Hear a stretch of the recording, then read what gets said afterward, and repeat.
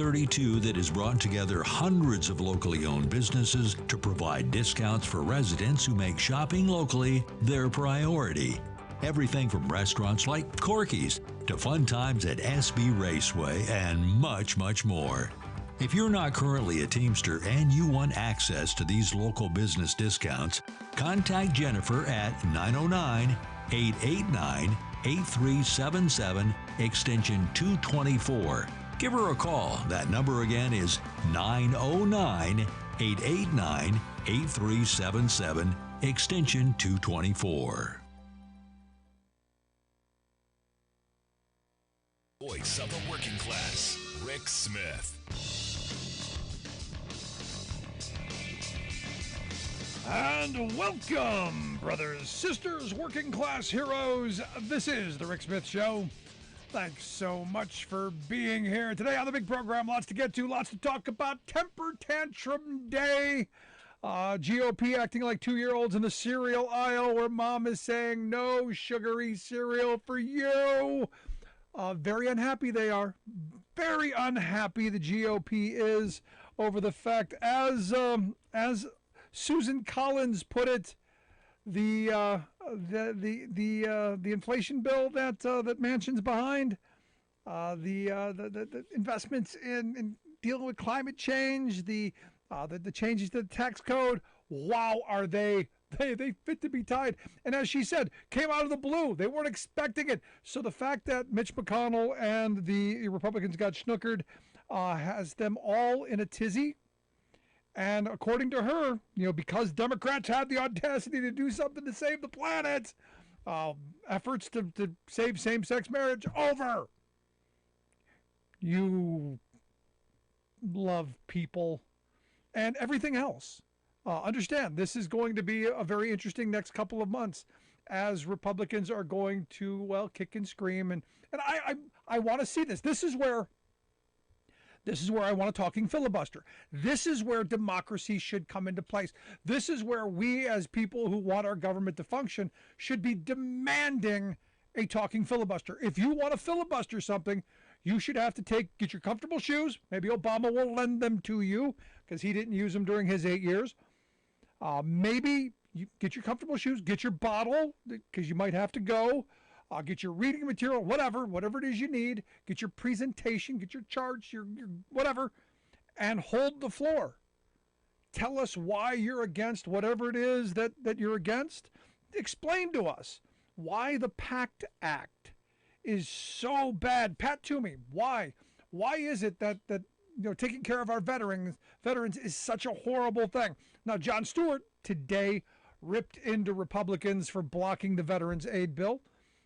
He said, and in a very, I'm gonna FCC this up, but he said if this is America first, then America is blanked, begins with an F, has a K in the middle, ends in a D, blanked, and I agree with him.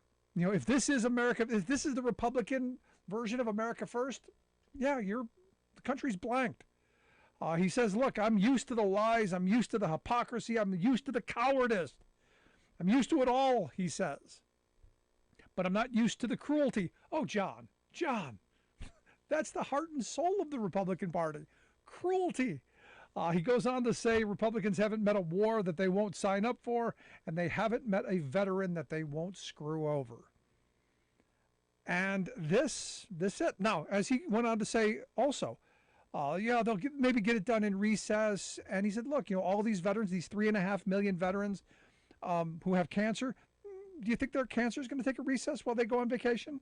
Do you think their cancer is going to take a recess while they, go visit family, go back to their districts? No. This is infuriating. This, again, is one of those moments of all this is about. Pure politic, pure butthurt. And this is what this is. Nothing else, because understand, it was just a couple of days ago.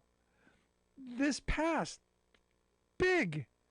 Of the 100-member Senate, you had 34 Republicans who voted for it and 50 Democrats. You had 84 senators vote for this. How is it now it didn't? Now you go, but Rick, what are you talking about? What is this piece of legislation? Well, what it is is back during the I guess the mid 2010s, somewhere around there. Our military was burning stuff on foreign bases to dispose of stuff, all kinds of toxic stuff, just burning stuff, toxic stuff, all kinds of just burn, and the smoke was, blowing right into the places where all of our heroes were living. Because you can't have things off site, so they breed this, and now they've got cancer. About 3.5 million of them. So this piece of legislation is going to cost, what they're saying, an estimated $180 billion over the next 4 years. Oh, by the way, this is the stuff that we were talking about years ago before we got involved in going to Iraq and Afghanistan and getting involved in these long, prolonged wars. Just kind of a thought. These were the costs that we were going to have to pay for, that nobody really wanted to talk about. Russian, yes, but nobody wants to talk about, hey, how do we deal with the aftermath? And this is just one part of this. I'm angry, I'm frustrated, because this should have been 100-0. There should have been no Republicans against this, especially since they're the ones who love to wrap themselves in the flag and wrap themselves around veterans for the photo ops. It's infuriating. Now, like I said, get ready for them to hold their breath and kick and scream in the cereal aisle, because they're not getting their way, because they can't hold the country hostage, although they're going to try today, for instance, outside of the PACT Act. All but 24 House Republicans voted against the CHIPS bill. And you go, what? I thought Republicans were the ones who wanted to bring back reshore manufacturing. I thought this was the center of MAGA world. Isn't this what Donald Trump was talking about? We're going to rebuild manufacturing. We're going to bring the jobs back. We're going to recreate the 50s. It's going to be great. This should have passed. People like me, the ones who go, we shouldn't be giving so much money to corporate America. We should be handing out the welfare. We should be the people screaming against it. And I'm saying, look, it is corporate welfare. But in this moment, it's what we need to compete with China, because, here's the reality. China's handing out huge, enormous amounts of corporate welfare to take over our manufacturing. And they've done it quite well. Because again, here's the reality. The reality is our CEOs are the real welfare queens. And they don't care about country. They don't care about flags. They care about profit. They care about money. That's all they care about. And if you're not going to make it economically possible for them to bring back those jobs, they're not going to. So I find it interesting that the Republicans, all but 24 of them, mostly Midwest Republicans, mostly from Ohio, because most of those jobs are going to be going to Ohio and the Midwest. One Republican from Pennsylvania. All of the Republican delegation from PA voted against it. My Congressman Scott Perry, obviously a no, because why would you vote for national security? Why would a former general, or I guess he still is, why would a traitorous general, vote for a national security issue like reshoring manufacturing? Because I believe manufacturing is a national security issue. If you can't make the little smart chips that make your smart bomb smart, all you have are things that go boom. Problem. So I look at this, and again, these are the people who tell you America first, country first, and then vote party first. Are we surprised? No. And this is who they are. Now, the guy who's the head of the Club for Growth, he's actually the vice president, a guy named Scott T. Parkinson. He was on Twitter yesterday having a meltdown. He said the House GOP should kill CHIPS now that 17 Senate GOPers got played by Schumer and Manchin on reconciliation. Kill it now. Now, this is the guy, this is the business guy. Remember when the Club for Growth was all about business? Now it's just all about politics. It's all about power. And this is where we have to reclaim and throw some of these bums out. Sadly, the Republican Party has been taken over by ideologues and crazy people. And I'm hoping that at some point, Republican voters have this kind of a epiphany, because we need a sane, rational second party. You need something. I'm hoping they wake up, have a moment of clarity, have an epiphany, have an awakening, and take their party back to something near the sane line. Because what we're seeing, really crazy. I know. But Rick, both parties do this stuff. Not like this. Not like this. Not over this kind of stuff. These are really important bills. Reshoring our manufacturing, enormously important. Taking care of the people that we put up on pedestals and called heroes, people that we sent in the harm's way to fight in our name. What kind of a message does that send globally? What does it send? What message does that send for young people who what does it send for the next generation? What message is that? I remember when the Marine recruiter came to my house when I was in high school. And my grandfather, who I didn't actually know was ever in the military. I kind of knew, but he never talked about it. I knew he fought in World War II, didn't know the extent, didn't know anything.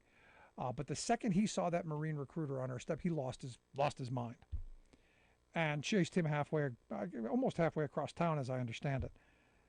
And then the line he gave me is, "If you join the military, I'll kill you myself." Because his mindset was, they don't care about you, they don't take care of you, they're going to send you into harm's way, and you're just, like he said, "Do you know what GI stands for?" And I'm like, "No, government issue. If it comes between you and a tank, kiss your behind goodbye, because you can be replaced. The tank can't be." And that was a direct line from someone who served in World War II, because he saw it. And my view has always been, if we're going to send people into harm's way, if we're going to call on people to do this, we've got to take care of them. We've got to make sure that he's wrong going forward. Sadly, he hasn't been. And again, here we go. Thanks, Pat Toomey. You've proven him right once again. Love to hear your thoughts. 1-866-416-RICK. 1-866-416-7425. Going to take a quick break. Right back after this. If you're just joining us, make sure you grab the podcast. Never miss a second. Also, email me, rick@thericksmithshow.com, with any thoughts, questions, comments. Back after this.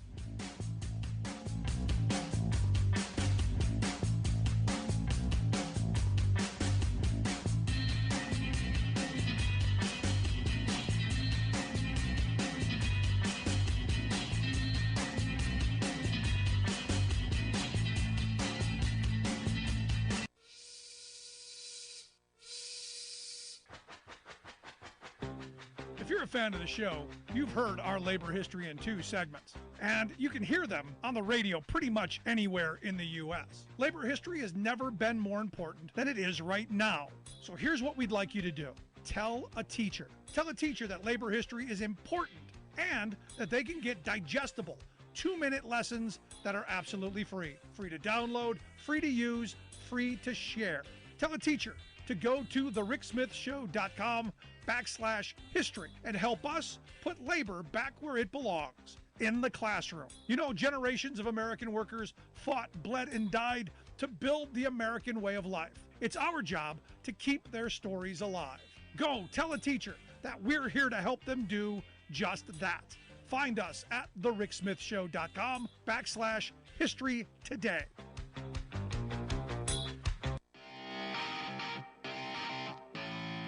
Welcome back to the Rick Smith Show. Now, here is Rick Smith. 1-866-416-RICK. 1-866-416-7425. Let's go to the phones. Got Alice on line 1. Alice, how are you today? I'm doing well. I wanted to say this. You know, we have specifically since probably the 30s, made sure that in the armed forces are basically the lower income boys and men. And because you very rarely see someone who is well off join the armed forces. Yeah, read Smedley Butler's War is a Racket. Well, it is, and it is, and you can just see, it's very aggravating to me because my family, all sides of my family, have served in the various branches of the military. And my uncle that just passed away last year, he was in the Navy, and he was on the nuclear sub. And he came down with cancer, and he had been exposed to a lot of stuff when he was in the Navy. And, he would go to the Veterans Hospital, the local Veterans Hospital. And as they were cutting things, it was harder and harder for him to get in. And I just think it's just ridiculous the way that, and let's face it, it is the Republicans, and I'm tired of hearing both parties because it's not both parties, it's the Republicans. The Republicans want everybody to come join, put your life on the line, die for the freedom, but we don't give a flying fig Newton about you once you get sick or killed. Yep. No, I saw it as a kid growing up. I grew up in a housing project on the west side of Cleveland when they dumped all those men coming back from Vietnam back into our housing project, all of them with broken minds, bodies, drug and alcohol problems. They were just dumped like garbage, and it was horrible to witness. And I had hoped we would do better. No, I think we've done obviously better than then, but not right by these men and women. It's disgraceful, and I agree with Jon Stewart. If this is America first, then America's blanked. Well, I agree with you, and both of my stepsons served in the Army, and my oldest stepson just retired with 25 years, and he was in Desert Storm, and then I have various cousins too. But I just get so aggravated that they're going, oh, let's wrap ourselves in the flag, wave it around a little bit. The only people that died for you is the armed forces and Jesus. Oh, you're sick now? Sorry about your luck, but you have a good evening, Rick. Yeah, thanks so much. I appreciate it, Alice. I look at this Smedley Butler quote, war is a racket. It always has been. It's possibly the oldest, easily the most profitable, surely the most vicious. It is the only one international in scope. It is the only one in which the profits are reckoned in dollars and the losses in lives. And one of his most popular quotes is, he was high-paid muscle. He was a gangster for capitalism. He was the high-priced muscle for the bank boys and the sugar interests and National City Bank and all these places across the globe, because he was a major general in the Marine Corps, and he was one of the people who stepped forward and said this is wrong, and what we've done to people is just flat out wrong. Now, what we got from Marjorie Three Names, because she's back, Marjorie Trainwreck Green said that hey, toxic masculinity should be a top military requirement. Yeah. Evidently, according to her, that's what we should want. And my first thought when I saw this is, you can be masculine without being a complete a-hole, and without being toxic. The fact that they're embracing the whole thing, just tells you that there's no bottom for these people. And again, these are the same people who don't know what a woman is. But Josh Hawley is writing a book and wants to tell us what a man is. He's got a book coming out titled Manhood, The Masculine Virtues Americans Need. This is what's known as a tryhard. It's okay. No one cares, Josh. And no one would be surprised if Mr. GQ Snappy Dresser falls out of the closet. But this is one of those weird moments because, yesterday I talked a little bit about this Andrew Torba, who is one of the guys that Doug Mastriano is hanging around with. And one of the things that grabbed my attention is on this front of what men are. He said, we need Christian men who embrace their God-given masculine energy to conquer and lead. He said, currently we have weak and pathetic, emasculated Christians, Christian men like Mike Pence, he says, who embrace submissive feminine energy. He says that ends now. If we're going to build a Christian movement, it must be exclusively Christian, and we can't even be afraid to say that out loud. He goes on to say, and this is the really scary stuff, he goes on to state Christian nationalism is not merely a political movement, it's a social, cultural, and spiritual one. Christian nationalism, according to Andrew Torba, is not merely limited to the right wing in the United States. Our king has dominion over the entire earth, every square inch. He says, we're done being the footstool of the enemy. We're done being pushovers. We're done with simply wanting to be left alone. Now we want to win souls for Christ, win elections, win the culture, win the education system, win with our own technology, our own media, our own entertainment, win for the glory of God. I'm wondering if he's talking with a bomb strapped to his chest. I'm wondering if he thinks 77 virgins are at the end of all of this. Because again, he finishes up with that Christians, that the chosen people, are only those who follow Jesus. People like him. Scary, scary stuff. Let's quick go to the phones. We've got Gary from Minneapolis online too. Gary, how are we doing today? Good. How you doing, Rick? Living the dream, my brother. What's on your mind? Well, I just want to say, I noticed lately those Republicans, climate deniers or warming of the planet deniers, whatever you want to call them, they've been more quiet lately, and I was surprised on my TV today or yesterday, they had a Republican Congress, I think he's in Congress, he's running for Congress in Georgia, and he said climate change is real, something I don't hear very much from them, hardly ever.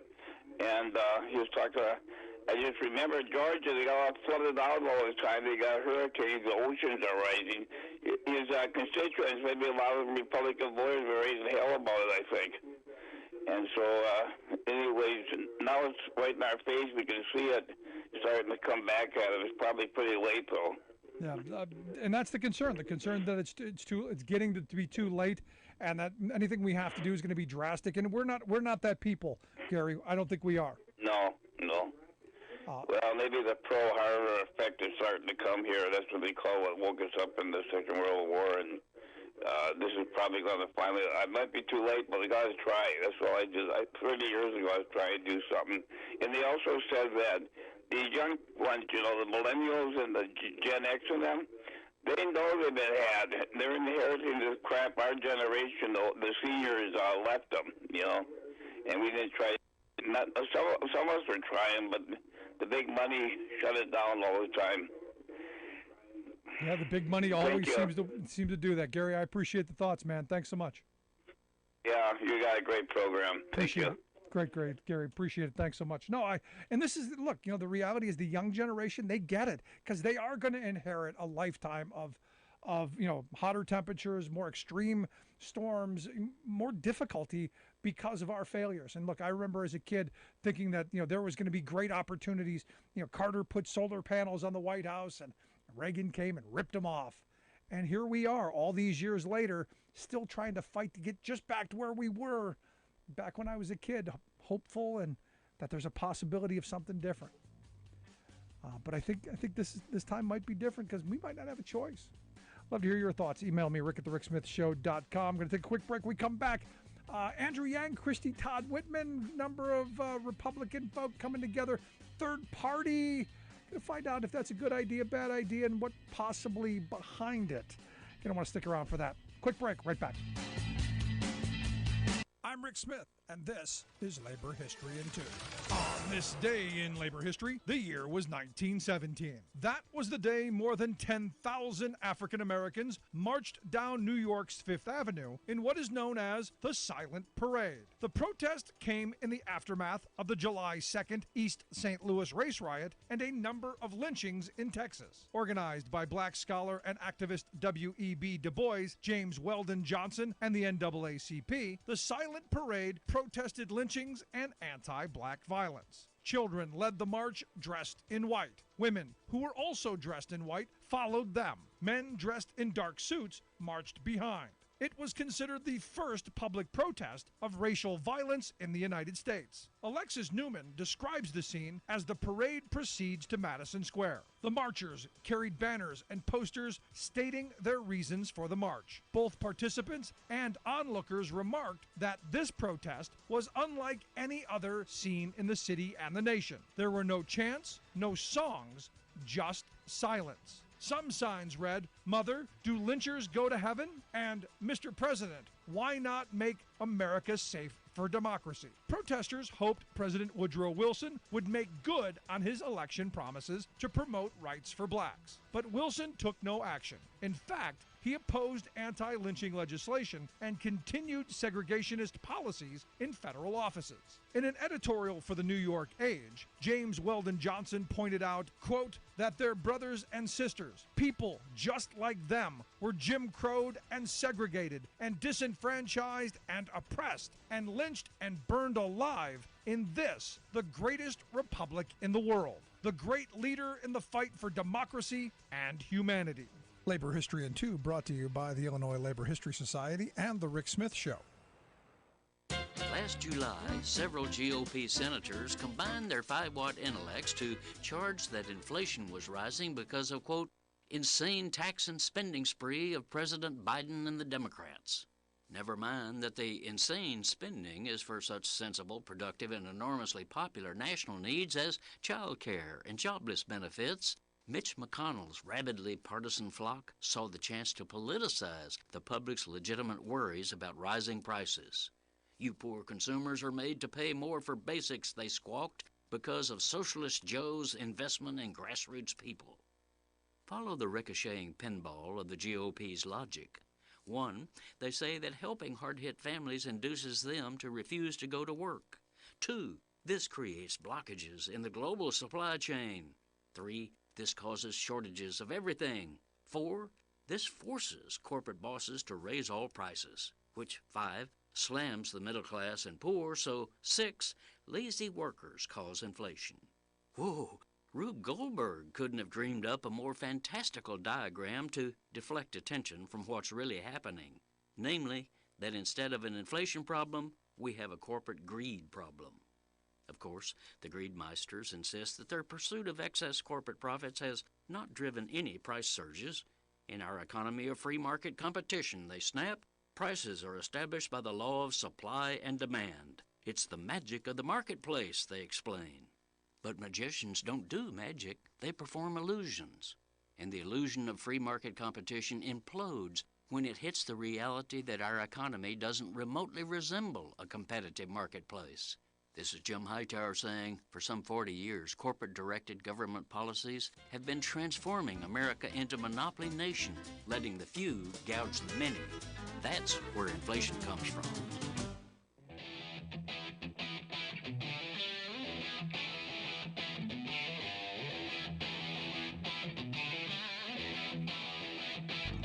Welcome back to the Rick Smith Show. Now, here is Rick Smith. So yesterday we talked about Andrew Yang and Christy Todd Whitman coming together for a kind of a marriage, if you will, of creating a third party. It's going to be the Forward Party is what they're calling it, and this is the marriage of a couple of groups, as we talked about. Andrew Yang's Forward Group, this Renew America Movement Group. They're a bunch of former, Reagan, Bushies, even some Trump folks into this. The Serve America movement, which I guess is former Republican Congressman David Jolly's group. They're going to all come together. And the frame evidently is not right, not left, forward. Yeah, forward. Yeah, I'm not quite sure what the goal here is, because as we talked about yesterday with Reed Galen, the reality is you got to have kind of an issue, kind of the issue being something that brings you all together. I don't know what this is. I guess forward. Anyway, here to share some thoughts on what this could mean and maybe who's funding all of this. That's why I've asked my good friend Pat LaMarche to come talk with us. Pat is an author, homelessness awareness advocate, and also former vice presidential candidate for the Green Party, so someone who knows a little bit about third-party runs. Pat, thanks for taking time for us. Thanks for having me, Rick. So when I saw this story, love talking to you. I appreciate it. You know, when I saw this story, I thought of you because I know how difficult of a time you had back in 2004, and I know how hard it is for third parties to get off the ground and how much money it takes. So my mind immediately went to who's bankrolling this whole thing, because I don't think it's Andrew Yang. I don't think he's dumb enough to dig into his own pocket. That's where my mind went right away. Yeah, mine too. I did do a little more research today after I talked to you on the phone, and I was fascinated by the fact that they say this is not about the presidential election in 24. One of the things I read that they said was they're going to try and get ballot status in 30 states, and they're going to run for lower ticket things up to Congress. And they're going to get ballot status in 2 years? Are you kidding me? I mean, when I ran in 2004, the Green Party was 20 years old. So, and we had ballot status in 37 states. So enough states to win the Electoral College. If you could win the Electoral College, you know, you didn't need the 13 states we weren't on to win enough Electoral College votes. But it's fascinating that they say that's not their agenda. Although one of the things that is interesting is it sounds a little like they think they might like to be kingmakers. Yep.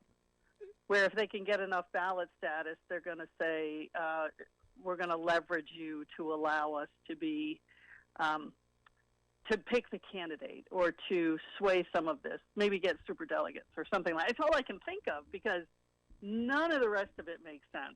When the Green Party gets candidates on the ticket, it's because we have literally thousands of volunteers collecting signatures door to door. It's not like you say, I want to run for office, and they put your name on the ballot. You know, every state has different ballot status and ballot access laws. And it costs money to do that stuff. Now, as I talked last night with Reed Galen, the co-founder of the Lincoln Project, he was saying, you know, like in states like Utah, it's much easier. States like California, it's incredibly difficult. States like Pennsylvania, it's costly. You know, there's a whole varying degree of institutional knowledge that has to be had, which means lawyer fees. You need actual people on the ground that you're paying. There's a lot of expense here. So we're talking probably millions of dollars, tens of millions of dollars, if not even higher than that. So again, I keep coming back to where is this cash coming from and for what purpose? Because I don't My see guess is $150 million. If they are starting from scratch, they need $150 million to get on the ballot. But I don't see the agenda, though. I mean, it's nice. It's nice rhetoric. We're not right. We're not left. We're forward. Okay, what does that mean exactly? That's not really an agenda. Are you the party of? Is it you going to be the party of compromise? What's your defining issue? Compromise? That's not really a selling point. We're going to go halfway on every issue. Is not really a selling point. Well, that's the other interesting thing is that they said one of the things that I read today was that they were going to not be a party of ideology, and that's why they would succeed. And I've got news for them. Every third party that's done anything worthwhile, and a lot of them have, like if your definition of worthwhile is get the presidency, okay, then rule all of us out. But if your definition of worthwhile is, eliminating slavery, then the Abolitionist Party was pretty darn important through the history of time, right? Third parties have driven wage issues. They have driven social justice issues. They've done amazing, important things because they had strong ideology. No, I mean, the Republican Party was a third-party idea who had a single focus, and slavery. And they did that. Now, since then, they've gone freaking crazy, and want to reestablish it, so to speak. But what's the unifying message in this? I don't see it. I don't see the unifying message being, well, we don't have one. I think I mean, all I can imagine is that they want to leverage. It looks like they just want leverage, and they want to eliminate other third parties, right? I mean, the Democrats hate the Greens, the Republicans hate the Libertarians. No, nobody wants a Libertarian candidate to what they think of as take votes away from the Republicans, so they don't want the Libertarian on the ballot.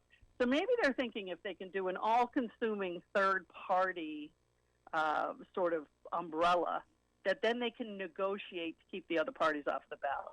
And that's not how ballot access works. So let me ask you this, because as I'm looking at this, there's part of me goes, okay, Christy Todd Whitman isn't a Trump Republican. At least I don't think she is. You can disagree. I don't like her. I find her repulsive, especially with her behavior around 9/11. But I don't see her as a Trumper.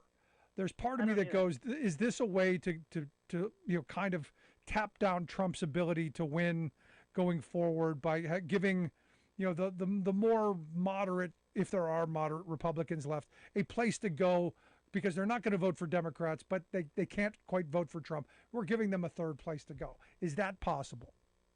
To be the Ross Perot's of 2024? Yeah, something along those lines. I mean, I interviewed Ross Perot back in the day when he ran, as a journalist, and he also had an ideology. He wasn't if you don't need anybody else, you can have me. No, which big giant seconds out. That was his ideology. Yeah. So, but the thing is that I think maybe that's the deal, is to say to but we all tried that. I certainly tried that in Nebraska. And one of the things that I heard a guy saying today was, we're not like the other parties. We're an alternative. Well, I'm telling you what, the Green Party's been an alternative that Republicans turn to in many cases. The Green Party, which is called the Mountain Party in West Virginia, is almost all former angry Republicans that are sick of the Republican Party no longer being the party of Lincoln. To think that the Green Party's made out of Democrats is a delusion that, semi-lefties have been perpetuating for a long time. So the fact that there are third political parties that say, oh, by the way, over here, the globe is burning, and oh, by the way, it is, and bring up important issues that then can pull the major parties, because that's the only system we're allowed to have here. And that's because of Lincoln. Like, as soon as the Republicans in 6 years became the party of nothing to the party of the president, they said, well, we got to make sure no other third party grows that fast ever again. And they just started passing ballot access laws that kept third parties powerless.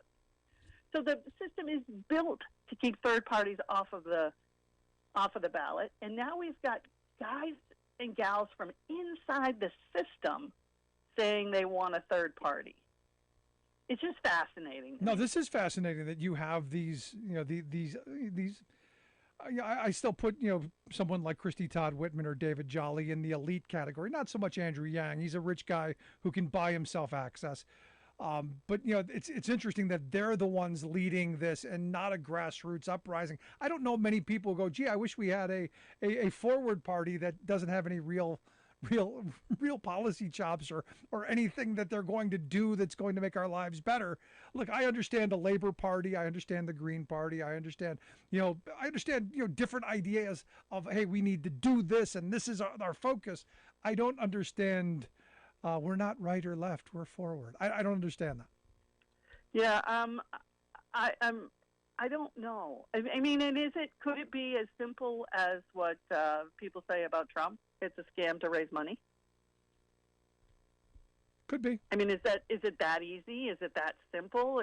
It seems kind of kind of crappy if that's the case, because that's really neither my opinion of Andrew Yang nor my opinion of Christy Todd Whitman, who I also abhor from her 9/11 days when she told firefighters they didn't need to wear their respirators. You know, I mean, sure, the air is fine when it was full of particulate matter, including hundreds of victims. You know, and so she's done some things that are just terrible, but I don't think she did them out of. I think she did them out of, is the word possibly stupidity or ignorance or expedience, but to just do this just to raise money, yeah.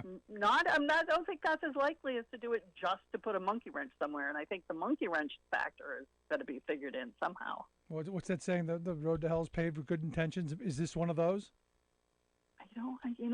It's, I mean, for people like you and me who are absolute political junkies, it's fascinating. Like, what are you doing? This is the craziest thing I've heard of. No, what's fascinating is who are their target?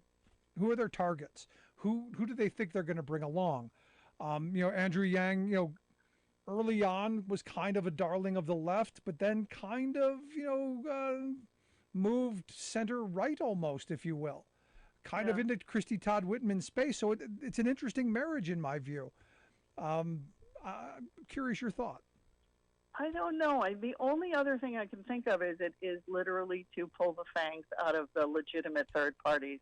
Like, that's the other rhetoric they've been saying all along, is the third parties all failed. Well, the Green Party's going on 40 years old. The Libertarian Party is highly successful. It all depends on what you define success as. But in the United States, where we do not have a parliamentary system, where we have a winner-take-all, a plurality of the vote gets a totality of the power, which is the stupidest thing in the end of any political system. In this United States, if they really wanted to affect change, they wouldn't be starting a new political party. They would be, in each state legislature, changing the ballot access laws to open it up, to have instant runoff voting, to allow for 3, 4, 5 candidates, to have people have choice, like they do in, in Australia or Portland, Maine, or the Academy Awards, where there are 5 choices, but nobody thinks Little Miss Sunshine robbed Queenie, right? I mean, there are all kinds of ways that you could be actually legitimately and literally opening up the electorate to have choices without doing this crazy, okay, we're going to build a new party from the top down. That's not how parties get built, and it's certainly not how change happens. I still say Queenie was robbed. It was rigged. Well, that strip scene at the end of Little Miss Sunshine just stole everything. Who expected that to happen? Oh, no, spoiler alert. On a 20-year-old movie. Yeah, you listen to the Rick Smith Show. We're here with Pat LaMarche, author, homelessness advocate, and a former vice presidential candidate. I want to talk about this is crazy, but I want to talk about your work with the homeless. I know you've got an event coming up in a couple of months that's been near and dear to your heart.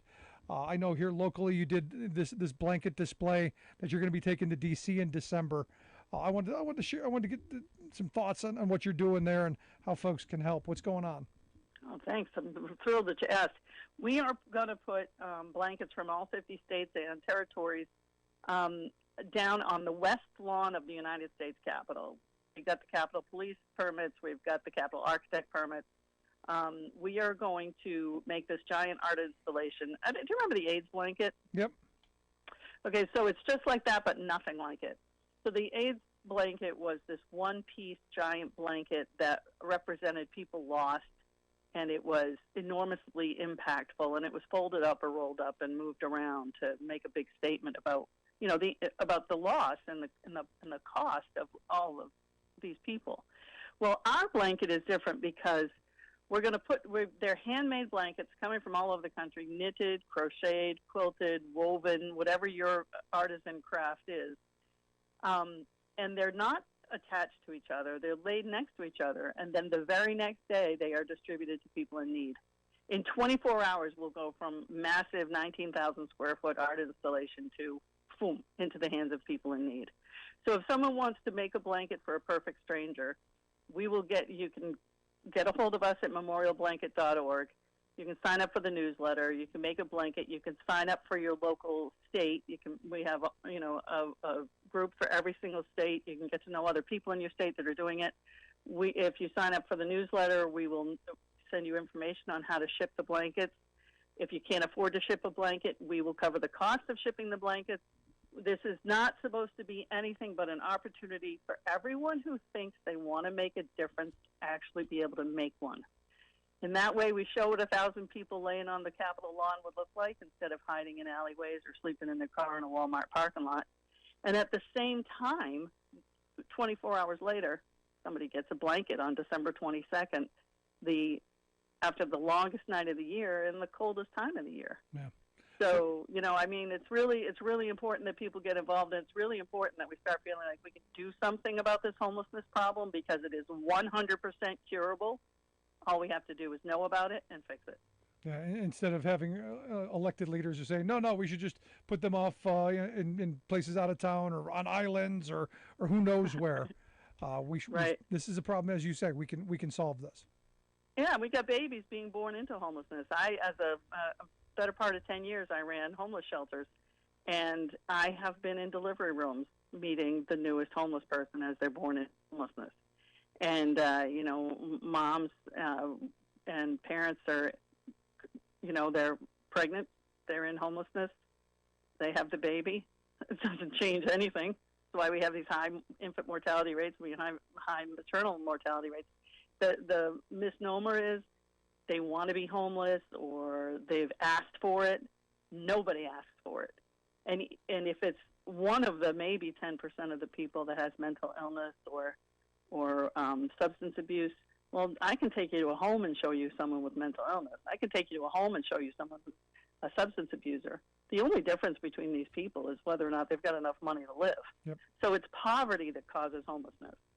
And poverty can affect anybody who's poor. No, in a country where we haven't raised the minimum wage in 13 years, what's amazing to me is the number of people who have jobs working in our fast food and our service industries who are homeless and live in shelters and live on the street and show up to work every day.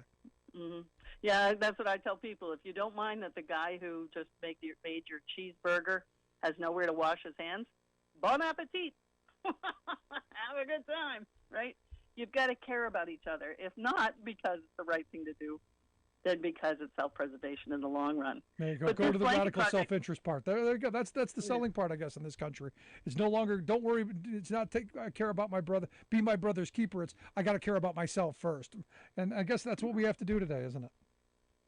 Well, yeah, except this blanket project proved me wrong, proves us all wrong, because last year we just asked people to make blankets. When I showed up for the blankets to be delivered on December 21st of 2021, I might have had 15 blankets for all I knew, and we had 219. And that was just in tiny little Carlisle in central Pennsylvania. Nice. 219 blankets handmade by people who self-selected to make a difference. That's amazing. And I had this community around me delivering blankets, and I was like, hey, you know what? They told us we aren't a community anymore, but we are. And they told us we couldn't fix a problem, but we are. We're doing something to fix a problem. And even if it's just mitigating a tiny bit of suffering being mitigated is the point. It's what we should do for each other. And I watched it happen last year. And to be at the west lawn of the Capitol, the site of really brutal and disgusting behavior on January 6th, of 2021, now we're going to be there with a sign of absolute love and support for each other. And I just hope Congress, we want every congressperson to take a blanket home. And when they get home, we want them to find a local shelter and deliver it. We want every single congressperson, we will give one of these blankets and ask them to hand deliver it to a shelter in their home district so they can see up front and in person the need. And that's our goal for this trip to D.C., is to make sure that these Congress people bring the blankets home. There you go. And not to their house, but to the house of a person in need. There you go. Memorialblanket.org, the website, correct? Mm-hmm. Perfect. Right. We'll get that out on social media. Hope folks will participate, and hoping for a fabulous event. Pat, as always, I appreciate the time. Good stuff. I love you, Rick. Thank you so much. Thanks so much, our good friend Pat LaMarche. Again, memorialblankets.org, the website. Check that out. As I always say, if you want to change the world, start by changing your little piece of it. That's how we begin. Going to take a quick break. Right back. Stick around. You're listening to The Rick Smith Show.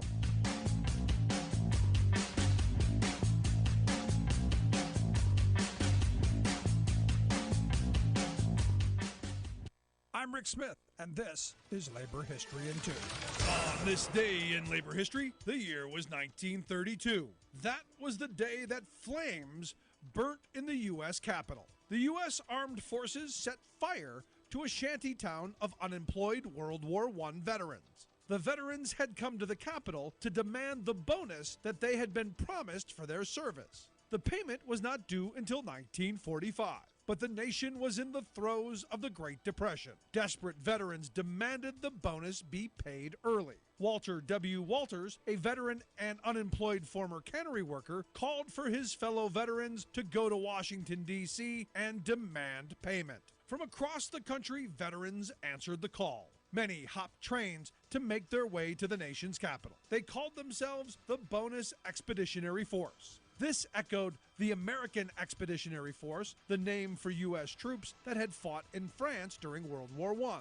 In May, the veterans began to arrive in Washington, D.C. They set up tents and shelters in vacant lots and open spaces.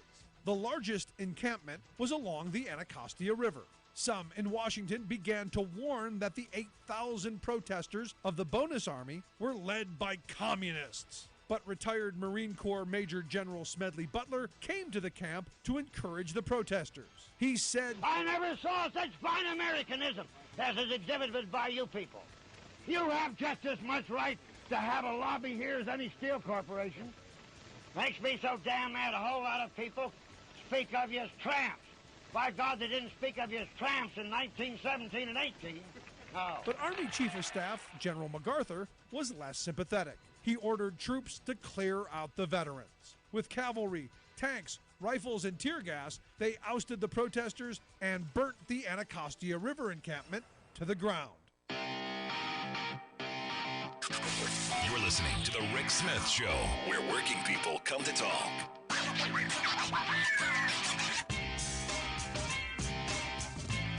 Well, who would have thought? I mentioned Smedley Butler earlier, and there's a clip of him in our Labor History in 2 segment. And, you know, it's one of those things. The more things change, the more they stay the same. Corporate America making massive profits off the backs of we the people. This, again, not surprising. Shell posted a record quarterly profit of $11.5 billion. We're waiting for Exxon and Chevron next, but Shell has adjusted earnings of $11.5 billion in the second quarter, more than double what they had the same period last year. And again, up from the $9.1 billion in the first quarter. So record profit over record profit, far exceeding last year. They are doing really, really well. And what are they doing with all of this money? What are they planning on doing? Oh, what? Oh, gee, what do you think they're going to do with all of this money that they've now found? Of course, they're going to buy back their shares. They're going to buy $6 billion worth of shares back. And that made, what happened? That made their share costs rise by $1 and some change. And you go, hold on, wait a second. I thought this was Joe Biden's fault. I thought the gas prices increase was Joe Biden's fault. No, it's Shell. It's Exxon. It's these folks who have been raising prices and gouging us for so long. It's corporate America. And it goes back to what Smedley Butler said. It goes back to how our government treats our soldiers. It goes back to how corporations treat their customers. It really is quite remarkable. And we put up with it. And we put up with it in a way that puts us at odds with each other. And I'm waiting for this moment. I'm waiting for this moment where we go, you know what? No more. I'm waiting for this moment where we go, it's time to stand together and fight together and demand better. Just that simple. And we can. And this is where the organizing that's going on, especially in workplaces across this country, gives me such great hope. This is where coming together and look, we can, because past generations have. This is just where we are. Love to hear your thoughts. Email me, rick@thericksmithshow.com. If you miss any portion of the program. KCAA Loma Linda, 1050 AM, 106.5 FM, and now 102.3 FM. Hey, folks. AP News, I'm Ben Thomas. This situation is ongoing. We are still in the search and rescue mode, and at least in some areas, the water is not going to crest until tomorrow. Kentucky Governor Andy Beshear on the flood situation in the mountains of eastern Kentucky. He says at least 16 people are known to have died, and more rain is in the forecast. Meantime, it's extreme heat in the Pacific Northwest, forecast to stretch through the weekend. At least 4 people have died there in possible heat-related cases. The House is preparing to vote on a bill that would revive a ban on semi-automatic guns. Congresswoman Deborah Ross. Assault weapons are designed to kill as many people as possible, as quickly as possible. They're not designed for recreation. Congressman Guy Reschenthaler. Let's call this for what it is. It's a gun grab, pure and simple. This bill is not about public safety. Rather, this is the most severe restriction on the Second Amendment since the passage of the assault weapons ban of 1994. Secretary of State Antony Blinken says he's pushed his Russian counterpart to accept a U.S. offer for freeing 2 American detainees.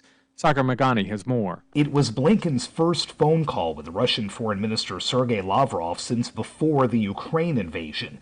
Blinken earlier this week revealed what he called a substantial proposal for Russia to release basketball star Brittany Griner and Paul Whelan. I urged Foreign Minister Lavrov to move forward with that proposal. I'm not going to characterize his response, and I can't give you an assessment of whether I think things are any more or less likely. People familiar with the proposal say it involves swapping Griner and Whelan for convicted Russian arms dealer Victor Bout, who's been held in the U.S. for more than a decade. Sagar Magani, Washington. New inflation numbers today. The PCE up 6.8% over a year ago. This is AP News.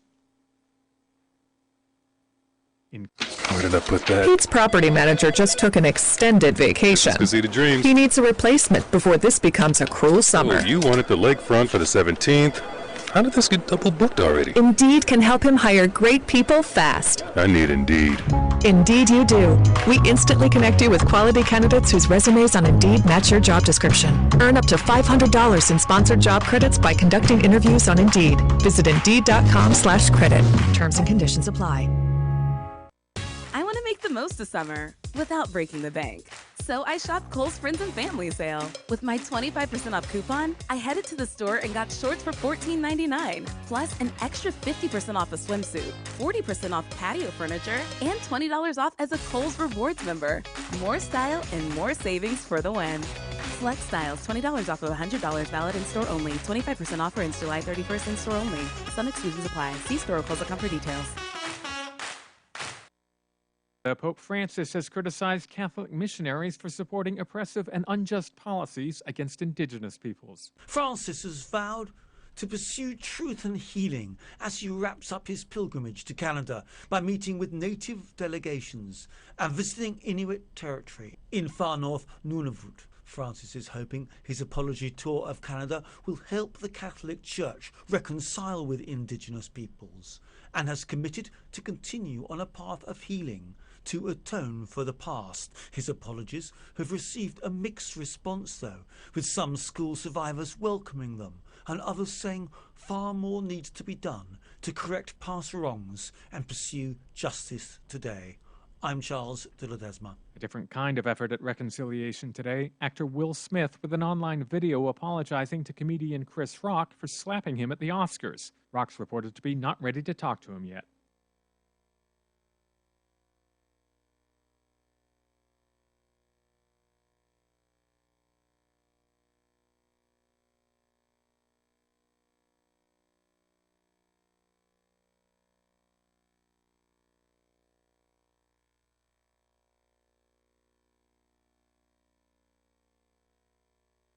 KCAA. Single-family houses and apartments are the key to passive income, aka retirement. No one knows this better than America's most successful investor educator, self-made multimillionaire, and CEO of Lifestyles Unlimited, Del Walmsley. You've heard Del and his team on the radio. Now join the Lifestyles Unlimited team on location in Anaheim, August 13th and 14th for your Financial Freedom Seminar. Claim your seat now at GiveMeTotalFreedom.com. Over the course of 16 hours, we take you step by step, A to Z, on how to successfully invest in both single-family and multifamily properties. This is a complete class, not one of those teaser seminars. It's designed to teach you everything you need to know to purchase single-family and multifamily investment properties using our roadmap on your own from day one. Our team of expert educators and mentors want to meet you for 2 days of life-changing education. Get your lifestyle now. Go to GiveMeTotalFreedom.com. Limited seating, unlimited potential. Sign up now at GiveMeTotalFreedom.com. Open for takeout and delivery, El Tapiac Mexican food restaurant in the Tri-City Center of Redlands is back. Their entire family is on hand to serve up their delicious burritos, machaca, chorizo, huevos rancheros, steak and eggs, just part of their mouth-watering great food. Since 1531, people have marveled at the miracle of El Tapiac, and now you can marvel at the great food, the lugo